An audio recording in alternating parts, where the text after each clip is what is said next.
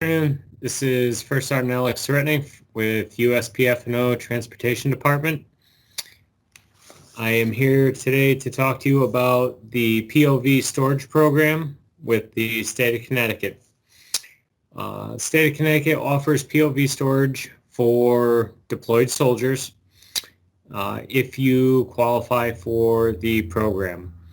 I say that because not every soldier that deploys necessarily qualifies for POV storage.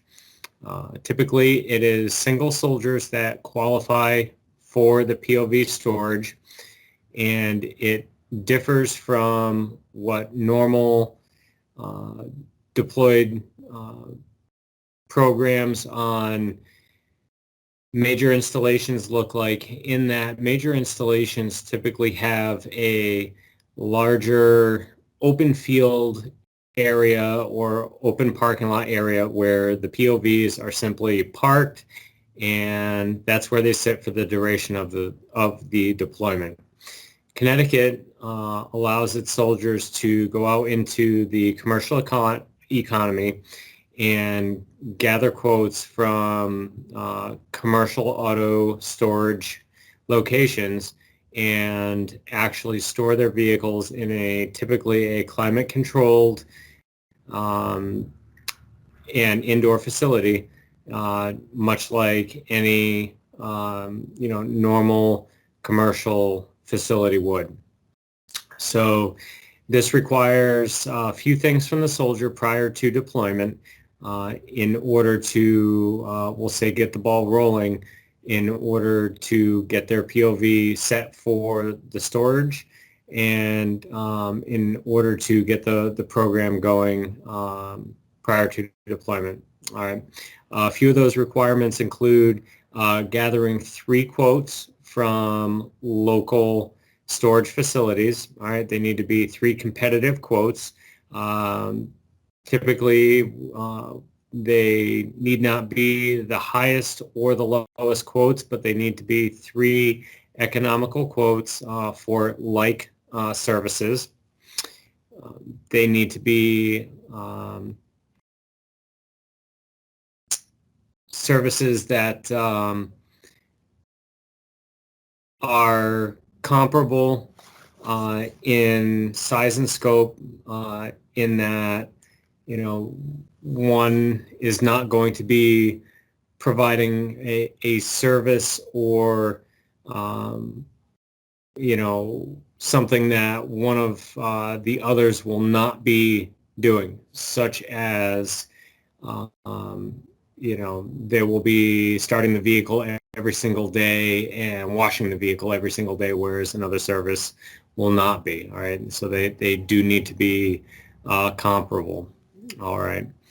One of the other requirements that needs to be fulfilled is a memo from the soldier's commander, simply stating that that soldier does meet the minimum criteria. Again, details of the criteria are further outlined on the USPF&O form, CT form 55-1, and that commander will fill out on that soldier's behalf the memo that is dated on 15 September 2020.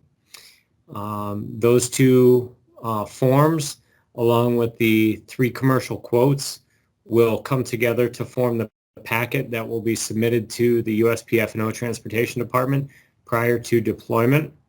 And that will essentially get the thumbs up and approval for the soldier to enter their vehicle into POV storage. Now, what the soldiers and families need to understand is that the POV storage program is a reimbursement program. All right, it is not a paid upfront program. All right, so typically it is a month-to-month contract between the soldier and the storage facility, much like a rental pod or any other storage facility.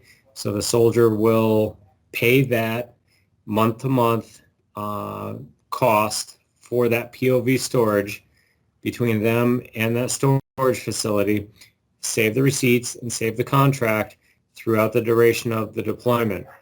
At the conclusion of the deployment, the soldier will submit all of their receipts that they have paid along with the contract and submit that for reimbursement.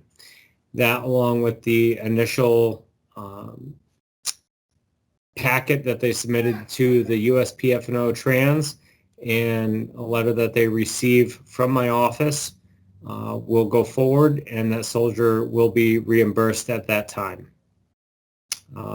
If there are any additional questions about the program, I can be reached in my office at 860-524-4849.